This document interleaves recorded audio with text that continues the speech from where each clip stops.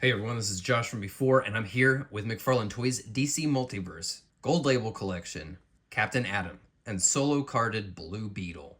I'm going to do these two together because they are both using the Blue Beetle Booster Gold Body Buck. Say that 3 times fast. Gold Label Collection, of course, meaning retailer exclusive. Captain Atom, a Walmart exclusive. Blue Beetle, a Target exclusive. Lots of Gold Label stuff lately. You know, when all those retailer exclusives are all hitting at the same time and they're all kind of difficult to get a hold of in their own way. And of course, some of the Gold Label figures, they are heavily reused, and other times you get something that is completely fresh and fantastic, like Parallax. You don't have to get them all. Pace yourself. Let's look at the boxes. We've seen these. Cool artwork on the back. Captain Atom barcode. Blue Beetle barcode. Let's get these out. All right, let's start with Blue Beetle. We've all had plenty of time to see this guy. Of course, that 2-pack with Booster Gold came out some time ago. I passed on it. This is the first time I'm seeing this guy in person. That 2-pack looked great, but when I saw that both of the figures were using the same body buck, I said to myself, well, that's going to be their new default spandex body buck. I'm going to see that a bunch more times. I'm just going to wait. This is a really sharp looking figure. Surprisingly, it feels like he has like a little bit more range in the midsection than both Deadman and the Flash, which use this same body buck. My big note is basically the same one that many others had, which is I wish he would have translucent plastic goggles with visible eyes beneath those. It's something they pulled off to excellent effect on Impulse here, even though this figure doesn't totally look like Impulse. They nailed the execution of these clear goggles. For this guy, and just for my personal taste, how I like displaying figures, I don't really love having a lot of just the same body buck over and over again. I also just don't like getting them out of the box. You lose that sense of discovery when you know what it's pretty much going to be in hand. There have been other DC lines that I wouldn't even touch in the past just because it seemed like every figure was just the same damn body over and over again. So for me, it comes down to, does this character, does this figure have anything unique or interesting about him to make him stand apart on the shelf? For example, Deadman, I think they did this one just right.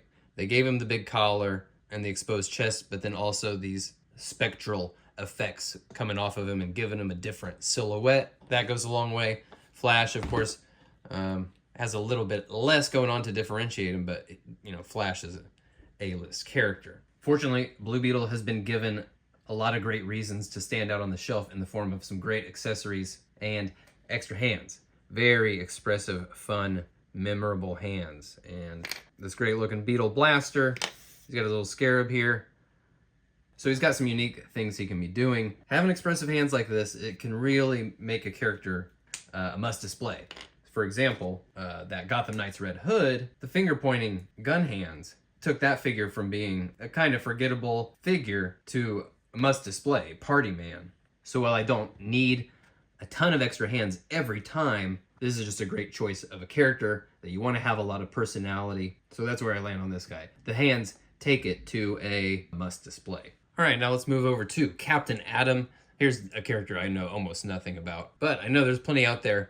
This figure is a must have. Like I said, Walmart exclusive, so best of luck to you. I think he looks pretty good. I feel like this pelvis misses the mark though. Comes up way too high, covers some of his abs in a weird way, breaks up that musculature, and just feels like plain smooth diaper. Now, I was just talking about in my Batwing review that one of my biggest pet peeves is seeing figures with surfaces that are meant to be metallic but are not painted metallic. Both these figures, I would say they look better on camera than they do in person. Captain Atom, I think, tricks the eye maybe a little bit better, but when you get them in closer, you can really see that they're just not painted metallic. Pretty significant marbling going on. Really throws off that look. The head is painted silver and it looks great. Sculpt has a very angular look to the face. It looks very cool. When you come down to the body, like I said, there might be some spots that fool the eye for a second, but you get closer, you get very marbled plastic. But as far as the figure goes, like Blue Beetle, this guy's got more torso range than Deadman and the Flash had. He's got great forward leg movement because of the cut here at the hips. Moving backwards, you would have to push a little bit to get that butt to stretch out. He's got the same hands we saw on Flash, a single fist, and this accessory holding hands. His accessories are not held. They are clip-on energy effects, clear translucent pieces. Each one's different. They're pretty neat looking. Got some, holes in there to give him a little bit of like life, chaotic energy, like that. No flight stand, which seems really bonkers to me. This guy's flying through space. He belongs in the air, and considering these are the only two accessories he has, I feel like that definitely should have been included. Like, you want to do anything but display this guy feet planted on the ground. So that's the Target exclusive Solo Blue Beetle, the Walmart exclusive Captain Atom. For me, personally, these would be ones that I would not need to pick up. For one, my collection is going to stick closer to mostly Batman. Captain Atom in particular, getting a little too far away from the kind of characters I'm trying to display. But also, we've just seen the body already a few times, which in itself, not a bad thing.